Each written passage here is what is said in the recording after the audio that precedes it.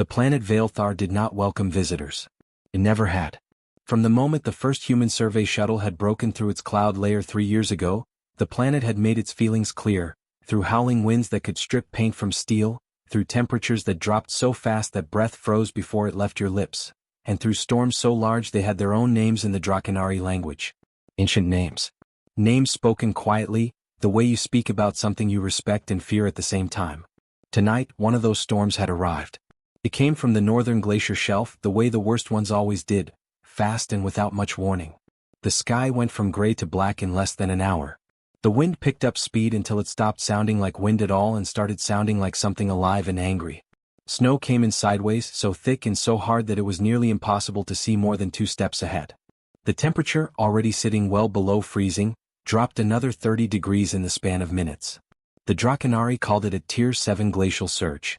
In the 3 years that human researchers had been stationed on Veilthar, there had only been 2 Tier 7 storms. Both times, every living thing on the mountain had gone underground and stayed there until it was over. The Drakenari, massive, ancient, armored in thick scales that could handle cold far better than any human skin, retreated deep into their mountain cave systems the moment the sky darkened. They moved without panic, without rushing, with the calm of a species that had survived thousands of these storms across thousands of years. They knew exactly what to do. They had always known. Go deep. Go dark. Stay warm. Wait. By the time the storm hit full force, the mountain was empty. Or at least it was supposed to be. Owen Farley was still outside. He was not outside because he was brave. He was not outside because he had some kind of death wish or because he thought the storm was something he could handle with sheer stubbornness. He was outside for a much simpler reason. He had left his core sample equipment exposed on the ridge platform, and 3 months of ice drilling data was sitting in an unlatched case that would not survive the wind. His supervisor had told him to leave it. His supervisor had said very clearly over the radio, "Owen, the equipment is not worth your life, get inside right now." Owen had said yes and meant, "Give me 5 minutes." He always did that. He was 32 years old, broad across the shoulders, not particularly tall, with the kind of quiet face that people tended to forget until they needed something fixed. He had come to Veilthar on a 6-month geological survey contract because the pay was good and because he genuinely liked difficult places. Places that pushed back. Places that required your full attention just to exist in them. Veilthar was certainly that. He pulled his hood down low, dropped his head against the wind and moved. The ridge platform was only 40 meters from the outpost door.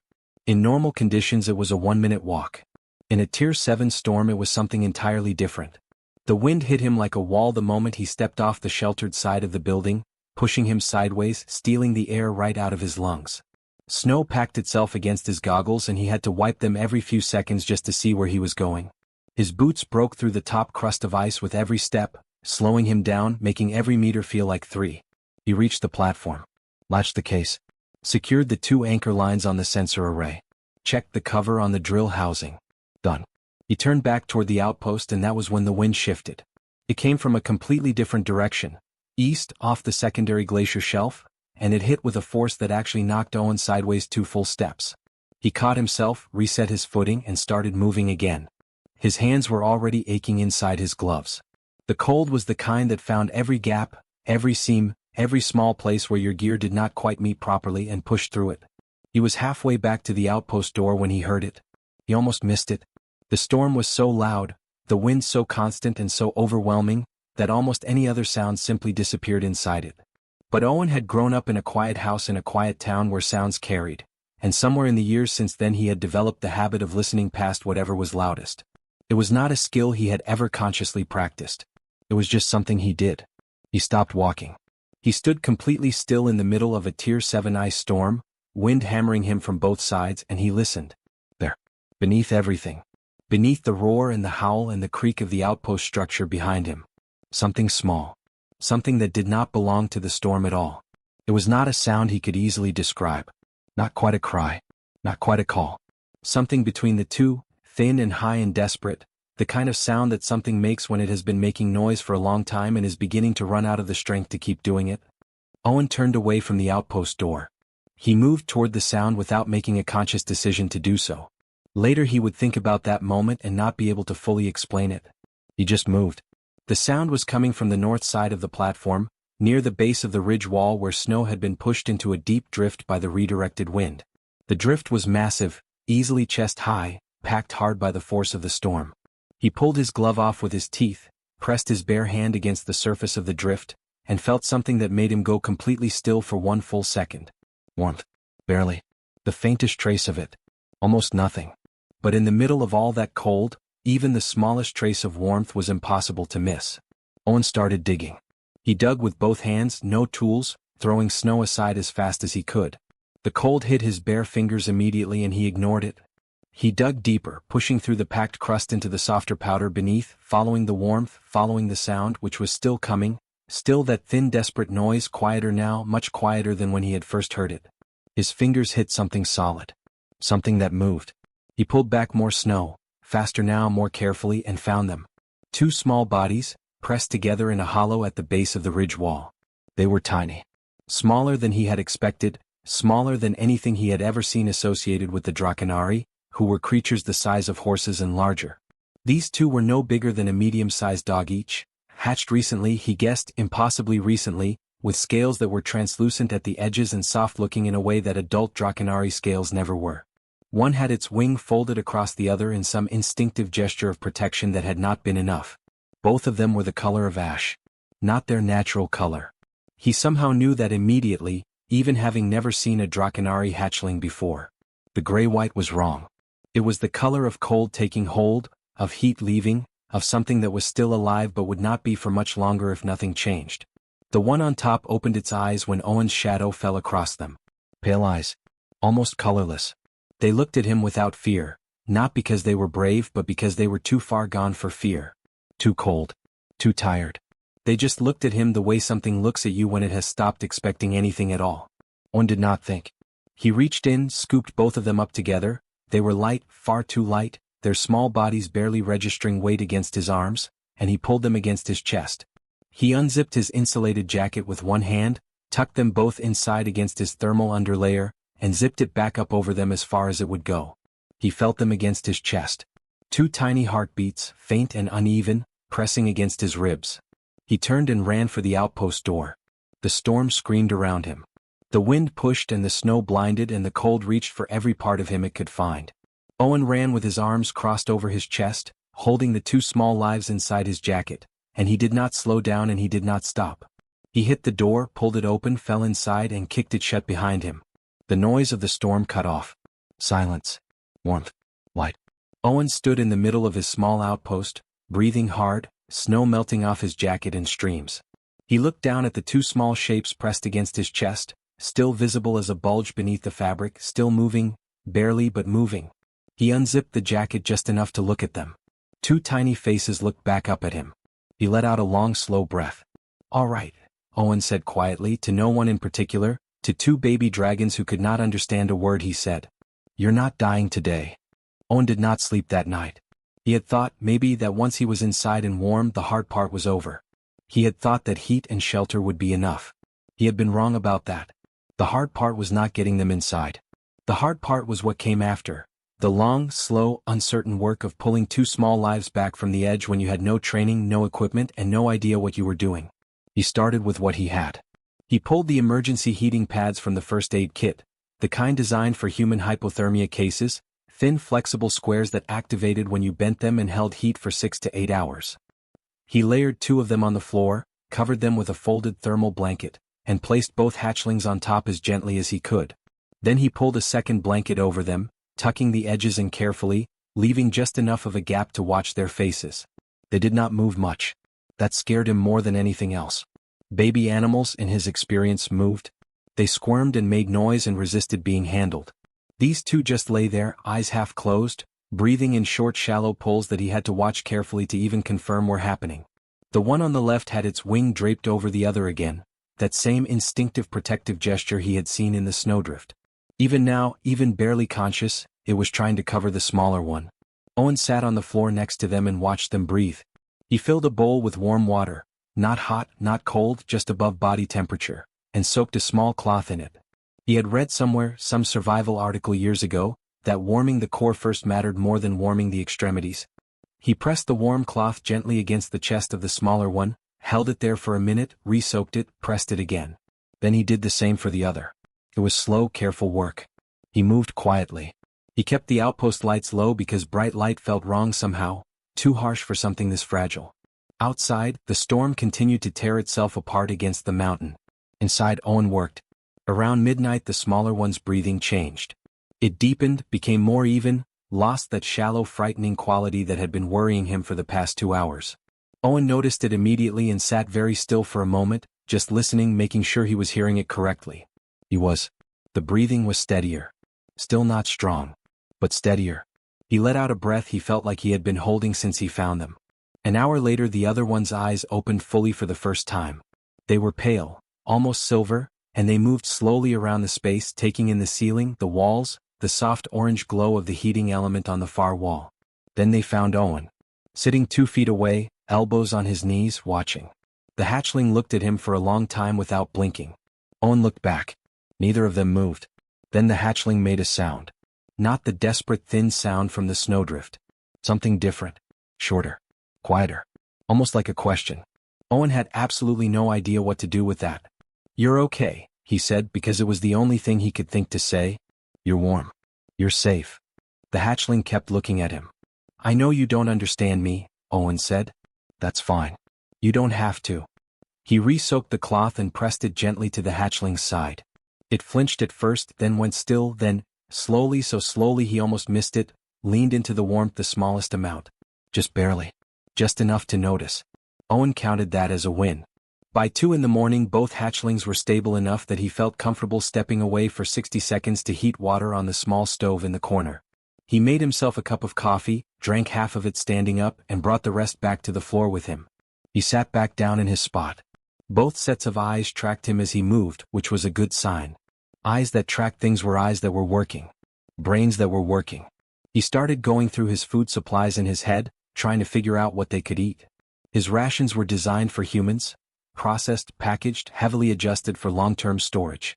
He had protein bars, dried vegetables, 2 kinds of soup powder, a bag of nuts, and some dried meat strips he kept for long days in the field when he did not have time to heat anything properly. He doubted very much that dragon hatchlings were supposed to eat protein bars. He tried the dried meat first. He tore a small piece off, made sure it was soft enough to manage, and held it out flat on his palm toward the one with the silver eyes, keeping his hand low and his movements slow. The hatchling stared at it. Sniffed the air. Stared at it again. Then it took the piece off his palm with a precision that surprised him. Careful, deliberate, no grabbing, no snapping. It chewed slowly. Swallowed. Sat still for a moment as if considering the experience. Then it looked at his hand again. Owen almost smiled. He gave the other one a piece. Same result. Careful, deliberate, then an immediate second look at his hand for more. He fed them slowly, small pieces at a time, spreading it out over an hour so their systems were not overwhelmed. They ate everything he offered and looked for more every time he stopped. That was when he started feeling like things might actually be all right. The night moved on. The storm outside began losing strength around 4 in the morning, the wind dropping from a howl to a low constant push, the sound of it against the outpost walls shifting from violent to just persistent. Owen stayed on the floor. He leaned his back against the base of the cot, stretched his legs out, and let his eyes close for short stretches, waking every 20 minutes or so to check on the 2 small shapes under the blanket. He woke at dawn to find something had changed. Both hatchlings were still on the heating pad. But their scales, which had been the pale ash gray of deep cold all night, were different now. The change had happened gradually while he slept, the color returning the way warmth returns to cold hands, slowly and then all at once. The one on the right was orange. Not a faint orange. A deep, genuine, living orange, the color of the center of a fire, warm and bright even in the low morning light of the outpost. The scales caught the light differently now, almost seeming to glow from the inside, and the hatchling itself looked different, fuller somehow, more solid, more present. Like the color had weight to it that the gray had not. The one on the left was blue. A silver blue. Cool and clean like ice in sunlight, but not cold. Not the cold gray of last night. This blue was alive. It had depth to it, different shades moving across the scales depending on the angle of the light, silver at the edges and deeper blue at the center. Calm. Quiet. Exactly the way that hatchling had been watching him all night, careful and still and taking everything in. Owen looked at them for a long moment. "Ember," he said, nodding at the orange one. Then he looked at the blue one. Frost. They were not their real names. He knew that. They were Drakenari, and they would have Drakenari names in a language he did not speak and could barely pronounce. But they needed something for now, and those two words fit so well that it did not feel like a choice so much as an observation. Ember immediately stood up. Not carefully. Not slowly. Ember went from lying down to standing in one fast, slightly uncoordinated movement, like a decision had been made and the body was just catching up. The small wings snapped open briefly for balance, knocked the edge of the blanket sideways, and then Ember stepped directly off the heating pad onto the floor and started walking toward Owen with the confidence of something that had been walking for years rather than hours. Owen watched this with raised eyebrows. Ember reached him, put two small front feet on his knee, climbed up his leg with absolutely no hesitation, walked the length of his thigh, stepped onto his arm, and walked up to his shoulder like it was a perfectly normal thing to do. Then Ember looked out at the room from this new height, clearly satisfied. Owen's coffee, sitting on the floor beside him, lasted another 4 seconds before Ember's tail swept it completely over. Owen looked at the spreading puddle. Then up at Ember, who was looking in a completely different direction with an expression of profound innocence. Right? Owen said quietly. Frost had not moved during any of this. Frost was sitting exactly where the night had been spent, watching Owen with those calm pale eyes, taking in every detail, giving nothing away. But as Owen looked over, he noticed something. Frost had moved. Just slightly. Closer than before. Not all the way to him. Not the way Ember had, with no hesitation and no consideration of what Owen might think about it. Just a few inches. Just enough to narrow the distance between them by a small but deliberate amount. Owen looked at Frost. Frost looked back. It was the most careful, considered thing he had ever seen an animal do. He reached out his hand slowly, palm up, and left it there on the floor between them. Not pushing. Not reaching further. Just offering the space. Frost looked at his hand for a long time. Then, with enormous dignity and great patience, Frost placed one small foot into his palm and left it there. Owen did not move. Outside, the storm was finally dying. The wind was dropping away and the first pale light of morning was beginning to show at the edges of the outpost windows, thin and gray and cold and beautiful. Inside, Owen sat on the floor with an orange dragon on his shoulder and a blue dragon's foot in his hand and the wreckage of his coffee slowly spreading across the floor beside him. He had not slept. His back hurt. His hands were still raw from digging in the snow. He had never felt more awake in his life. The storm was gone by the second morning. It left behind the kind of silence that only exists after something violent has passed, deep and total, the whole mountain held still under a fresh layer of white, the sky above it pale and clear and completely indifferent to everything that had happened beneath it. The glacier shelf to the north caught the early light and threw it back in long cold flashes. The ridge walls were crusted with new ice that made them look like they had been carved from glass overnight. It was, objectively, a beautiful morning. Owen did not notice. He was trying to explain to Ember that the radio equipment was not food. This was already the third time this morning. Ember had developed a specific interest in the corner of the outpost where Owen kept his communication gear, not because there was anything edible there as far as Owen could tell, but simply because Owen kept moving Ember away from it, which Ember had decided made it the most interesting corner in the room. The small orange hatchling was currently standing on the base of the radio unit with both front feet, peering at the dials with enormous curiosity, tail moving in slow satisfied sweeps. No, Owen said, lifting Ember by the middle and placing him back on the thermal blanket for the fourth time. Ember looked at the radio corner. Then at Owen. Then began walking toward it again with great purpose. Owen stepped in front of him. Ember sat down, looked up at Owen, and made the short questioning sound that was apparently his standard response to any situation that did not go the way he wanted. Frost, from the other side of the room, watched all of this with calm silver blue eyes and did not move. Frost had spent the morning in the same spot, close to Owen's work table, sitting neatly, watching Owen move around the outpost the way someone watches a complicated process they are trying to fully understand before they form any opinion about it. Occasionally Frost would look at Ember.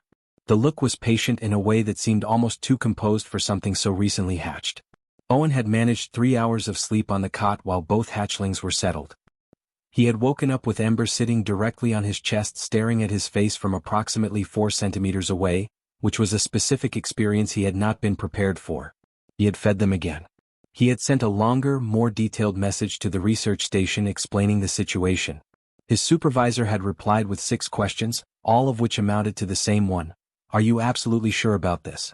Owen had replied, yes.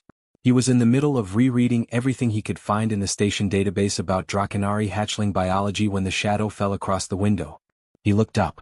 There were 3 of them on the ridge above the outpost, standing completely still against the white sky, looking down. Even from inside, through the frost-edged glass, the size of them was immediately clear. They were adult Drakenari, fully grown, and full-grown Drakenari were enormous in a way that photographs and database files did not properly prepare you for. Their scales were dark, deep gray and black and the dull green-black of old stone, and their wings were folded tight against their bodies. They stood without moving in the way that only very old, very certain things stand. Like they had all the time that existed and none of it was being wasted. They had been there for a while. Owen had simply not looked out the window. He set down his tablet slowly. Behind him, both hatchlings had gone very still. He looked back at them. Ember had stopped moving toward the radio corner and was standing in the middle of the room, head low, wings pressed flat. Frost had not changed position, but the relaxed quality was gone. Every line of that small body was tight, aware, reading something in the air that Owen could not detect but clearly mattered. Owen pulled on his outer jacket, zipped it and opened the outpost door. The cold came in immediately, sharp and clean. He stepped out onto the platform and looked up at the 3 figures on the ridge. For a moment nothing happened. The wind moved across the open space between them. Then the 3 Drakenari descended, not flying, just walking down the slope in long unhurried strides that covered distance faster than the pace suggested, the way large things move when they are not in a hurry because they have never needed to be. They stopped 12 feet from Owen. Up close they were something else entirely. The largest one was in the center. His scales were the color of deep glacier ice, not blue, not gray, but somewhere between the two, dark and layered, each one the size of Owen's palm. His eyes were the same color, pale and cold and very, very old. He carried no weapons. He needed none. He simply stood there and the air around him felt heavier for it. The 2 behind him were larger in body but deferred to him completely. They flanked him without being asked and stood without speaking. The large one in the center looked at Owen for a long moment. Then he spoke. His common tongue was perfect. Old-fashioned in its construction, formal in a way that no one spoke anymore, but completely clear. "You are the human from this outpost." "Owen Farley," Owen said. "Survey Team, Geological Division." "I am Elder Varroth," the large one said. "I speak for the Elder Council of this mountain range." Owen nodded once. "You took 2 hatchlings from the storm," Varroth said. "It was not a question." "I found 2 hatchlings buried in a snowdrift," Owen said. "They were alive. I brought them inside." Varroth was quiet for a moment. His pale eyes did not move from Owen's face. "Those hatchlings were placed in the storm by design," he said. "This is the storm trial. It is the oldest law of our people. Hatchlings who cannot endure the storm are returned to the mountain. This has been our way for longer than your species has had written language." Owen listened to all of this without interrupting. "Your interference," Varroth continued, "is a violation of sacred law. Not of your law. Of ours. No contract between your research organization and this planet's governing body grants you the right to override a Drakenari elder decree." "I understand that," Owen said. "Then you understand that the hatchlings must be returned to us." "I understand that's what you want," Owen said. The wind moved between them. Varroth's expression did not change, but something behind his eyes shifted. A very slight adjustment, the look of something that has not been spoken to this way in a considerable amount of time. "This is not a matter of what we want," he said, and his voice had dropped half a register without getting louder, which was somehow more impressive than if it had. "This is law." "They were dying," Owen said. His voice was still completely even. "Both of them. They had maybe an hour left when I found them, probably less. They are alive right now because I brought them inside and kept them warm through the night. I understand your law. I'm not arguing with your law." He paused. "I'm just not apologizing for what I did." The silence that followed that was a particular kind of silence. The 2 elders flanking Varroth exchanged a look that Owen could not fully read. Varroth himself said nothing for a long moment. Then he said, "You will bring them out."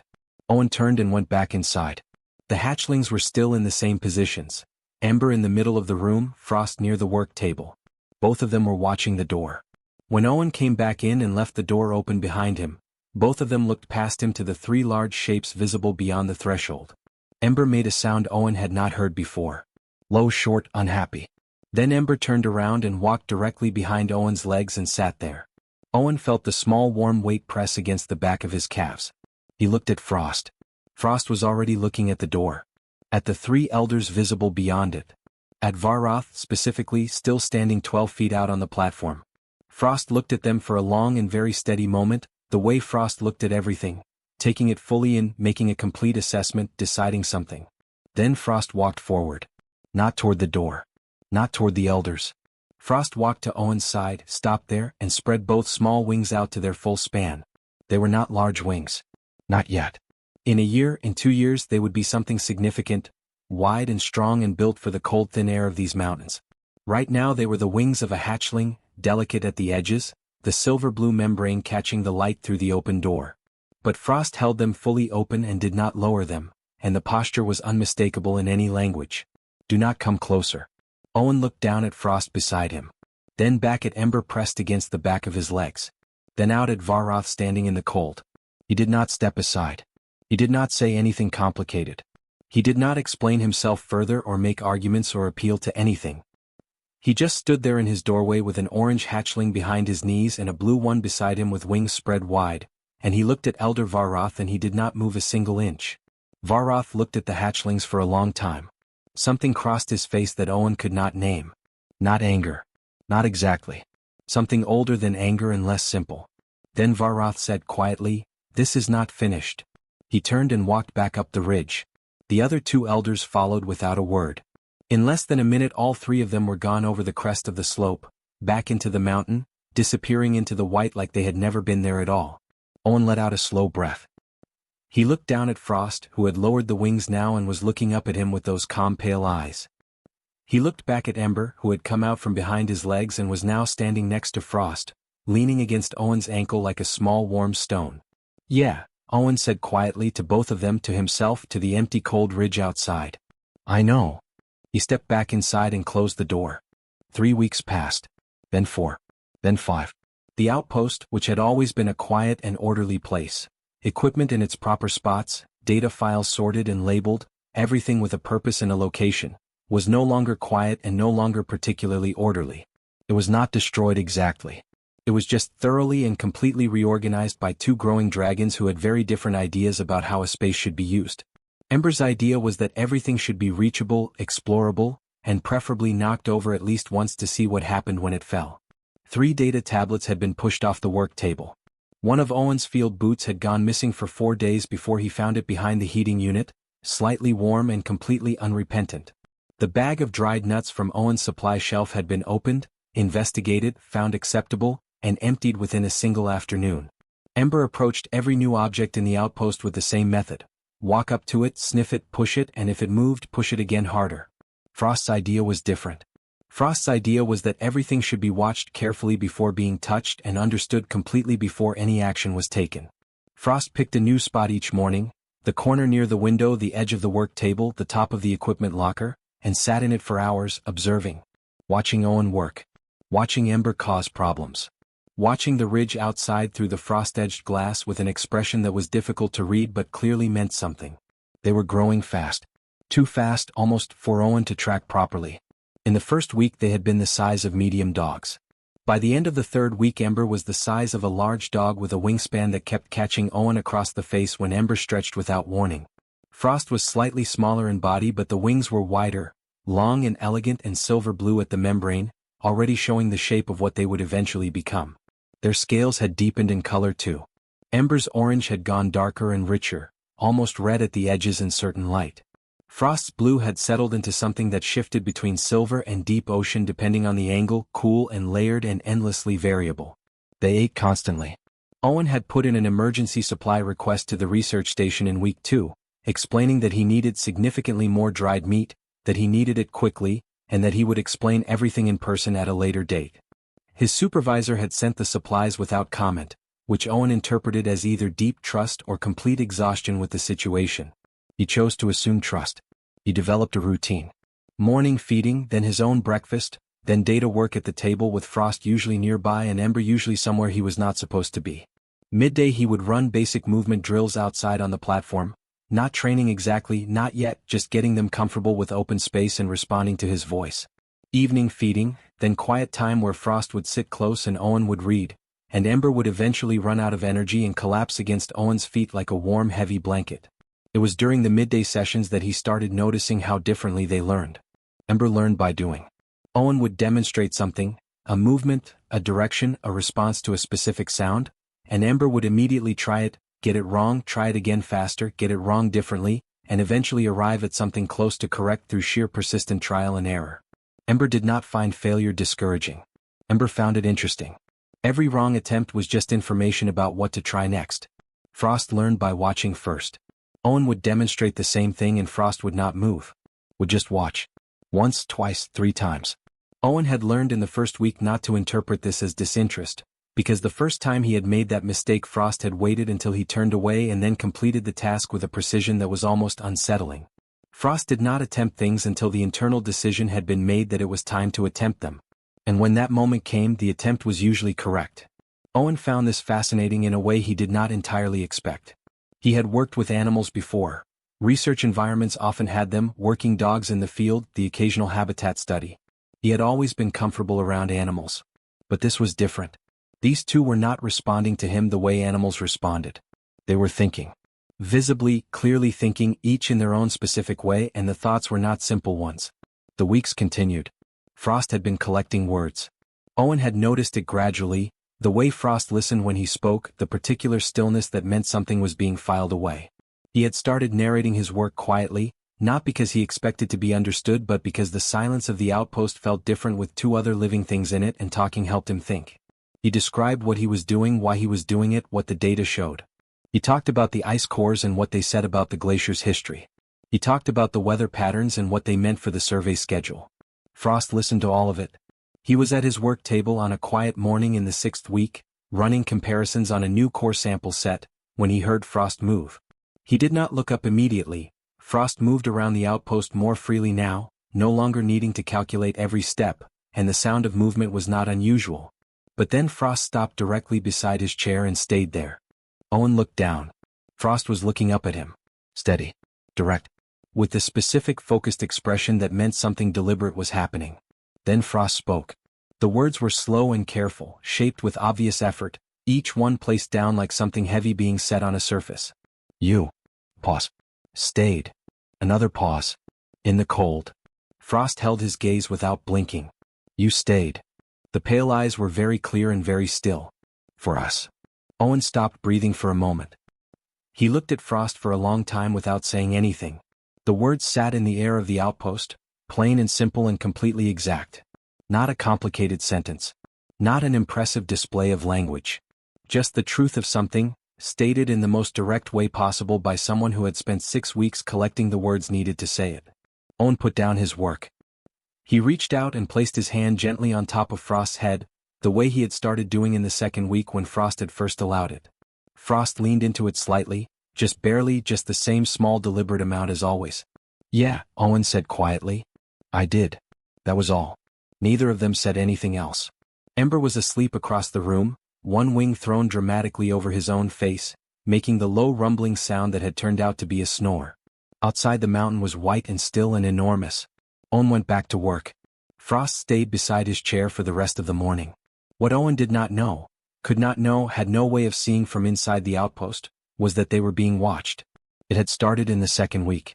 A pair of young Draconari, barely past hatchling age themselves, had begun appearing on the high ridgeline north of the outpost in the early afternoons. Not close. Not in any way that would have been visible from the outpost windows without knowing exactly where to look. But they were there, sitting on the upper rocks, watching the small flat roof structure below and the things that moved around it. By the 4th week there were 6 of them. They watched Owen run the midday sessions on the platform, watched Ember charge around the open space with enormous enthusiasm and Frost move with quiet precision. They watched the hatchlings respond to Owen's voice, come when he called, work through the small problems he set for them. They talked among themselves in low tones. They came back the next day. By the 6th week the number had grown to 11. Word moved through the mountain community the way things always moved, quietly from one conversation to the next, impossible to trace back to a single source. The abandoned ones were alive. They were strong. They were growing faster than expected and they moved like they knew what they were doing. They had not withered. They had not broken. They were, by any observable measure, thriving. And they were doing it with a human. This fact produced very different reactions depending on who was hearing it. The older generations received it with tight silence and set jaws. The younger ones, especially the ones who had been watching from the ridge, received it with something more complicated. Something that had questions in it. Elder Varroth received it alone, in the deep quiet of his cave, and said nothing to anyone. But on an evening in the 7th week, Owen was running a late session outside under a sky that had gone deep purple at the edges and pale gold at the center, working Ember and Frost through a coordination pattern he had developed. Call and response, working as a pair, covering each other's gaps, when something made him look up at the northern ridge. Nothing there. Just rock and ice in the darkening sky. He went back to the session. He did not see the single large shape standing motionless against the dark rock of the upper ridge, far enough back to be invisible from below, still enough to be mistaken for stone. He did not see it watch the session from beginning to end, still and silent and unmoving through the cold. He did not see the pale glacier-colored eyes that tracked every movement, Owen's patient directions, Ember's bold execution, Frost's precise response, with an expression that was not the cold authority of the outpost visit. Something quieter than that. Something that did not have a simple name. The session ended. Owen and the two hatchlings went inside. The outpost door closed and the light in the window went warm and yellow against the dark. The large shape on the ridge stayed for a while longer. Then it turned, slowly, and walked back up into the mountain without a sound. The stars came out above Vaelthar one by one, cold and very far away, and the mountain held its silence the way it always did, as if it had seen everything and intended to say nothing about any of it. The message arrived on a gray morning in the 8th week. It was not delivered by radio or by any of the communication systems Owen used with the research station. It was delivered the old way, by a young Drakenari who appeared at the outpost door, stood silently until Owen opened it, and held out a flat piece of dark stone the size of Owen's hand. Markings had been carved into it in deep clean lines. The young Drakenari said nothing, waited until Owen took it and left. Owen turned it over in his hands. He could not read Drakenari script. He went back inside, photographed it, and sent it to the research station's translation database. The response came back in 20 minutes. He read it once. Then he sat down and read it again. The Elder Council of the Vaelthar Mountain Range hereby issues a formal trial decree. The hatchlings known to the human surveyor as Ember and Frost, designated by sacred law as trial abandoned, must present themselves for the ancient mountain survival trial within 7 days. Completion of the trial will grant them full recognition under Drakenari law. Failure will confirm the original decree. The human guardian is expressly forbidden from entering the trial course, interfering with trial conditions, or making contact with the hatchlings from the moment the trial begins until the moment it ends. This decree is witnessed by the full Elder Council and is binding under mountain law. Owen set the tablet down on the table. Ember was on the equipment locker, balanced with increasing confidence on the narrow top edge, watching Owen with bright, curious eyes. Frost was at the window, looking out at the ridge the way Frost did every morning, steady and calm and reading something in the landscape that Owen could not see. Owen looked at both of them for a long moment. Then he stood up and said, "All right. We have 7 days. Let's use them." He did not panic. He did not spend time being angry about the decree or arguing with it in his head. It existed. The timeline existed. The only useful thing to do was work with what he had. He started that same afternoon. He already knew how they learned, had known for weeks now, had adjusted everything he did around it. So he did not change his approach. He built on it. He took everything he had been doing in the midday sessions and made it more specific, more deliberate, aimed at exactly the kinds of problems a mountain survival course would present. For Frost, he focused on decision-making under pressure. He set up situations around the outpost platform where the obvious path was wrong, where the thing that looked like the right move would lead to a dead end or a trap, and the right move required stopping, looking further, finding the less obvious route. He ran Frost through these slowly at first, talking through the reasoning out loud. Stop before you commit. Look at the whole picture, not just the nearest problem. The fast answer is not always the right answer. Frost absorbed this the way Frost absorbed everything, completely, quietly, and with a precision that continued to surprise Owen even after weeks of seeing it. For Ember, he worked on focus. Ember had never had a shortage of boldness. Ember had never had a shortage of energy or speed or the willingness to hit a problem head-on without hesitation. What Ember needed, what Owen had been gently nudging toward for weeks, was aim. The difference between bold and reckless was direction. He ran Ember through exercises where speed was useful but only if applied at exactly the right moment. Hold, then move and move with everything. Ember found this genuinely difficult in a way that very little else did. The holding part. The waiting part. Owen was patient about it. He ran the drills again and again, every time Ember jumped too early without frustration, just resetting and starting over. Not yet. Wait. Feel when it's right. Then go. By the third day Ember was holding longer. By the fifth day the timing was starting to develop into something real. The most important work, though, was the work he did with both of them together. Every evening of those 7 days, as the light on the glacier went gold and then faded, Owen ran joint sessions on the platform. He put them in situations that could not be solved alone, problems that required one to act while the other watched, or one to create a distraction while the other found the real solution, or both of them to move at the same moment from different directions. He made the problems harder each day. And he talked to them constantly through all of it. Not instructions exactly. More like thinking out loud. Frost, Ember is going too fast. What does that mean for your position? Ember, Frost has found something. What do you do while Frost works? He wanted them to read each other the way he had learned to read them, fluently, automatically, without needing to stop and think about it. On the 6th evening he sat with them outside on the platform as the day ended. Ember was pressed against his left side, the orange scales warm even through Owen's jacket. Frost was on his right, sitting with wings folded neatly, looking at the sky. Owen did not run a session. He just sat with them.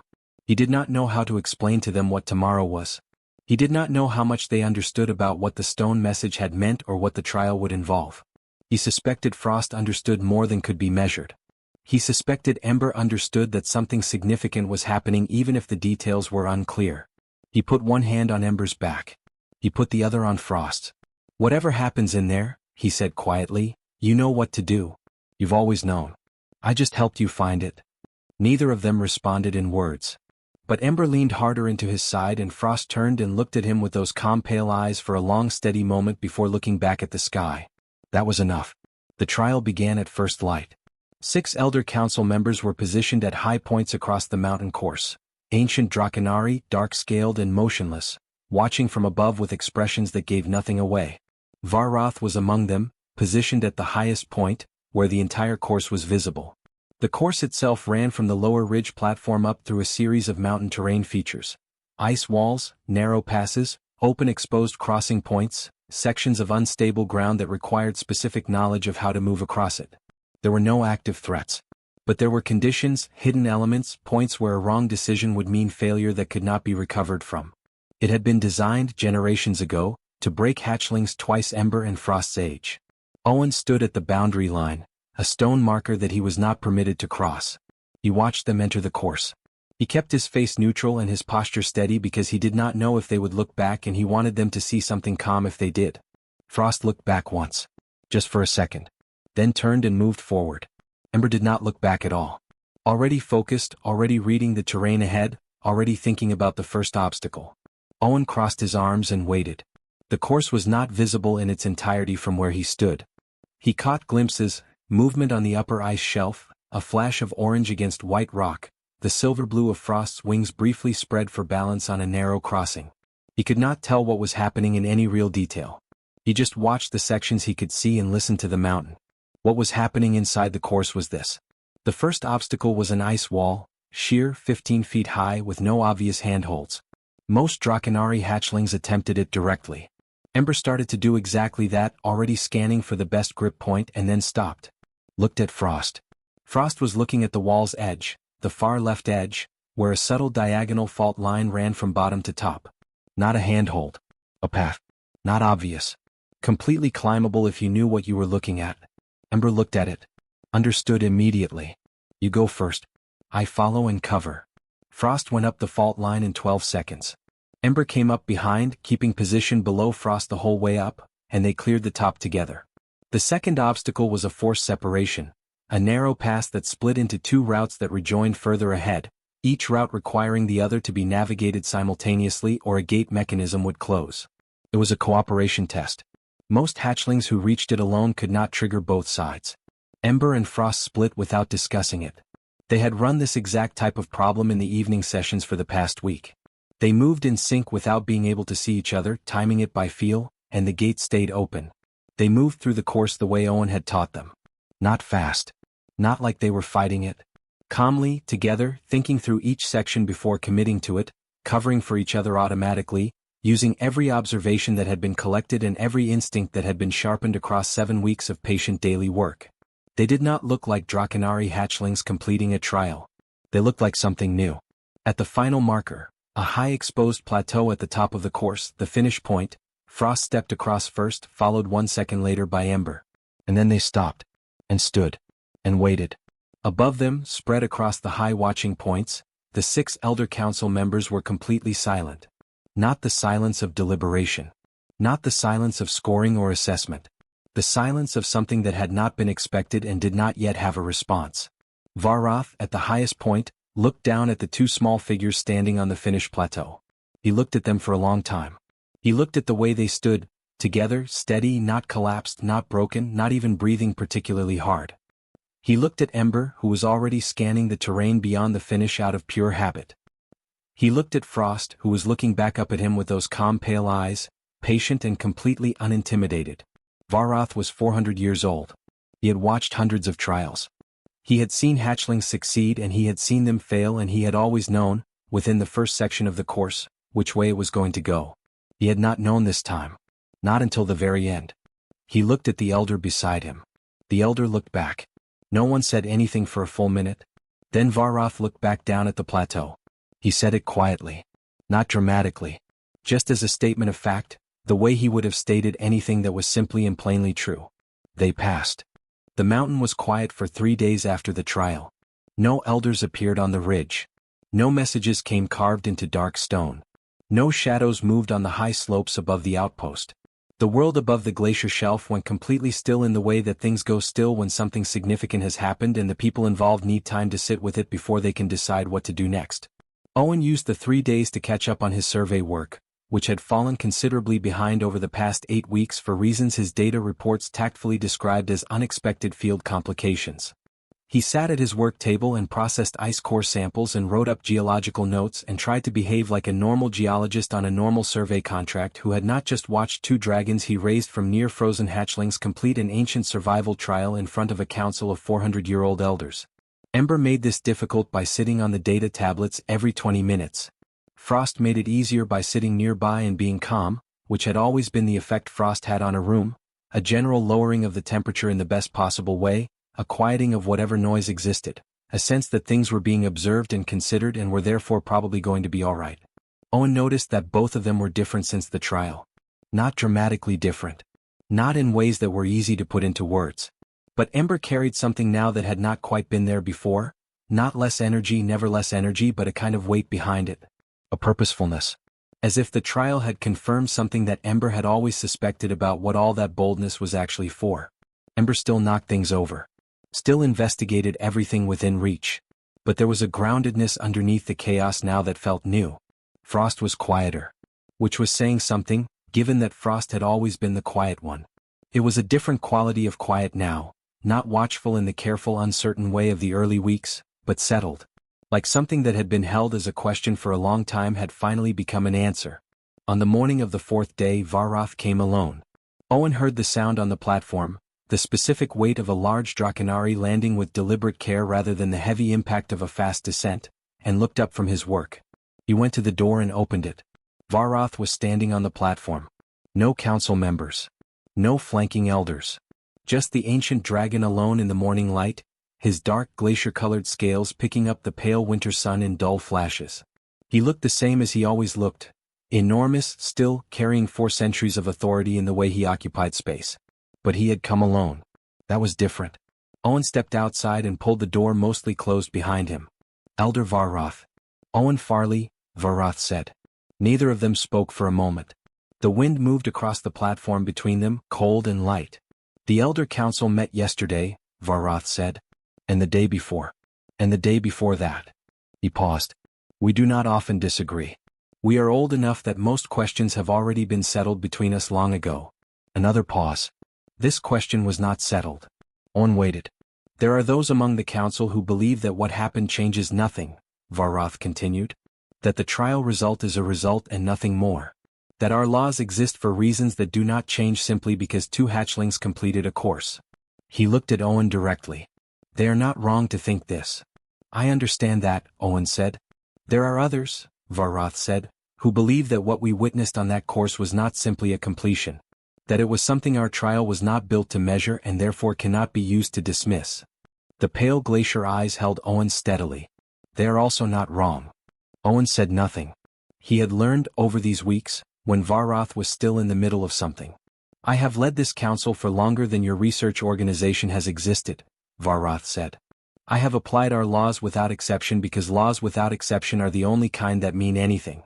I have watched hatchlings fail the storm trial and I have not intervened. I have done this because I believed it was correct. He stopped. His eyes moved briefly to the outpost door, behind which 2 dragons were presumably in the process of reorganizing Owen's supply shelf. Then back to Owen. I am finding that belief more difficult to hold than I did 8 weeks ago. Owen looked at him. What changed? Varroth was quiet for a moment. I watched you, he said simply. On many evenings. From the ridge. I watched you work with them and feed them and teach them and sit with them in the cold at the end of the day. I watched them grow. He paused. I have seen hatchlings grow before. I have not seen them grow the way those 2 grew. Owen did not say anything. You did something I do not have a law for, Varroth said. And I have a law for nearly everything.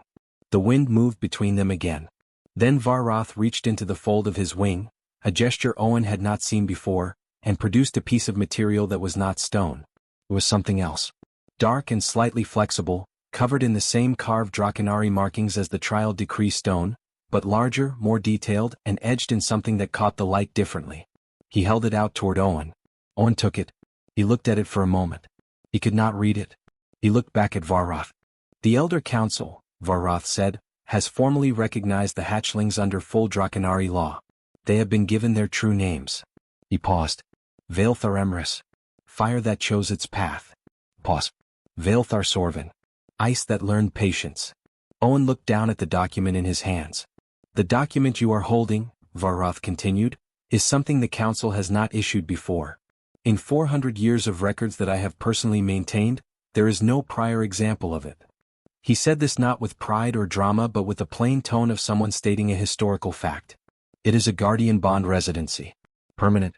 It grants you the legal right to remain on Vaelthar not as a survey contractor, not as a temporary resident, but as the recognized guardian of 2 Drakenari. The rights and protections of that status are equivalent to those held by any member of our community. Owen stood very still. He looked at the document. He looked at Varroth. He looked back at the document. Behind him the outpost door opened. He had not heard them coming. They had gotten very good at quiet movement when they chose to use it, which was not always, but apparently this was one of those times. Ember came through first, moving to Owen's left side and pressing against his leg with the full solid weight that had grown considerably since the first week.